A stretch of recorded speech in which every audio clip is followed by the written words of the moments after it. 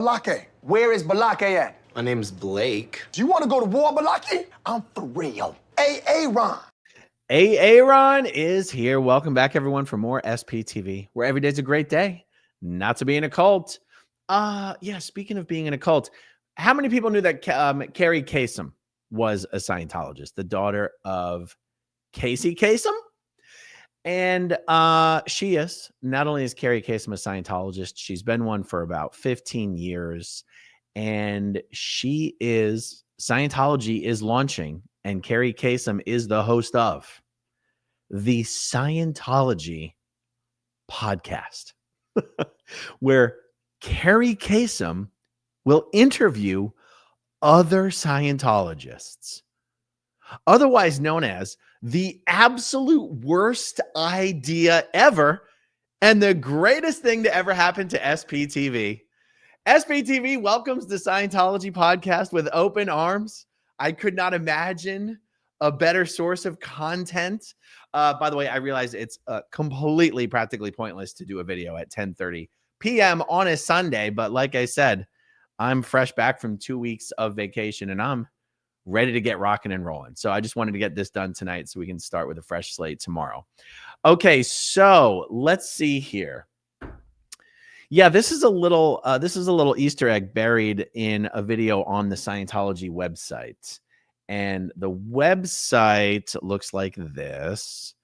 And when you load the website, it kind of automatically loads with the video playing. And if you click on the website, it'll go to a video and you got to go to about halfway through the video. You can see Kerri in the top right corner there.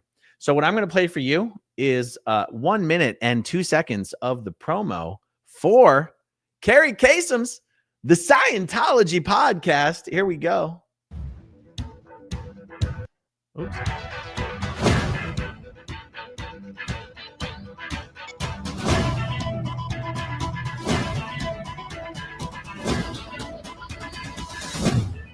Welcome to the Scientology Podcast.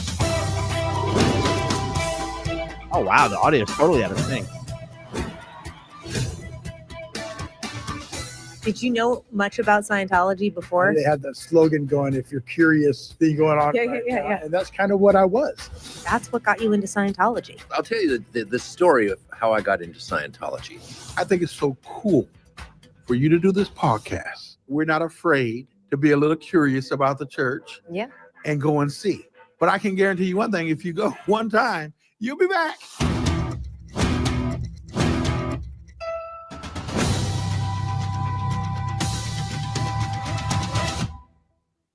Oh, it's going to be everywhere.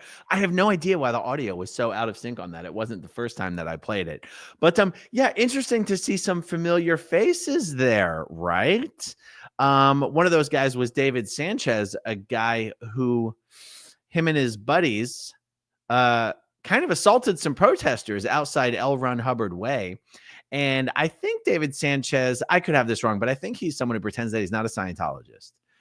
He just works with them on some of their social betterment initiatives. I could be wrong. Maybe David does admit to being a Scientologist, but this is going to be incredible. By the way, if my memory serves correct, I think Kerri Kasem is the one Grant Cardone credits with introducing him to Dana White. Somehow Kerri was friends with Elena Cardone. They met in Scientology, though. And yeah. And then, of course, Grant then married Elena. And then Kerri introduced Elena and Grant to Dana White.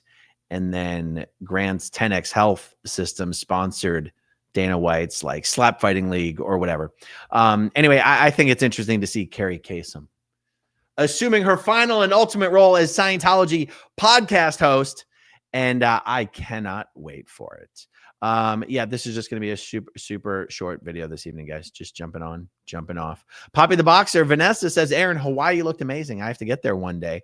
I am pretty sure we are going to make this an annual thing. Hawaii was just unbelievably relaxing. Like for me, there's a certain sense that I feel like I've gone on some cruises and I absolutely love the feeling of being on a boat in the middle of the ocean and not being able to see land. It just feels so relaxing. You feel so detached and unplugged.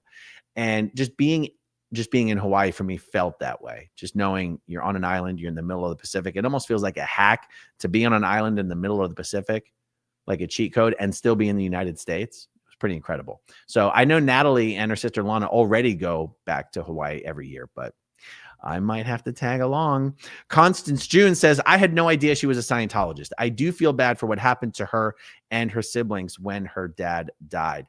I remember all of the news coverage for whatever the drama was between her and I think her mom and maybe her siblings. I don't know. But I think what would have added an even more interesting element to all that is if everyone knew that she was a Scientologist during that time and the role possibly that Scientology folks were playing in how that family drama played out. I wish I knew more about it, but I just really don't. Does it matter to you? Not to me, says, I have been suffering from lack of mass since your vacation. Oh, wait, that's from an MU. Well, lack of mass is the first barrier to study, and misunderstood word is the third barrier to study. So it depends on what phenomena you've been experiencing, Rib Guy, and that will depend which barrier to study you have been suffering from. All right, guys, let's see. Hold the flippin' phone says raw and unfiltered. Scientology doublespeak for totally scripted. Yes, and I'll tell you, raw and unfiltered is what would happen if Kerri Kasem came onto my channel for an interview, or if I mean, how interesting would it be if there was a Scientology podcast where they actually, engaged with Scientology critics or ex-Scientologists or people who've been declared a suppressive person. Now, obviously, they would never do that. But, when you're talking about, oh, yep, Dean says they are raw dogging podcasts. Yes, absolutely. I mean, I know exactly what you're talking about. What the heck was I saying? Oh, yeah. I mean, guys, one of the weirdest things about Scientology, I have to assume from an outsider perspective, is the fact that a Scientologist in good standing will absolutely never engage with a former Scientologist. And, there's a whole genre of videos on YouTube of very religious people doing live, sometimes moderated debates with atheists, or just, atheists, very religious people doing debates with atheists. And this is something that for me really differentiates Scientology as a cult from the world's mainstream religions, is this policy, this insistence, this rule that you cannot engage with people who were once in the group and are now out of the group. It really is one of the main cult aspects of Scientology.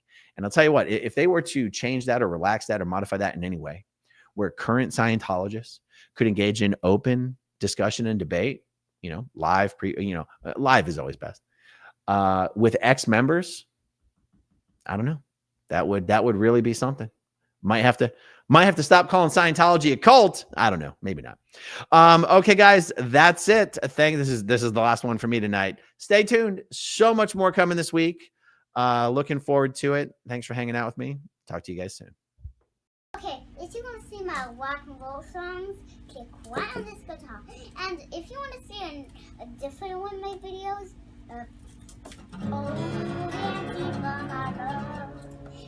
then you could click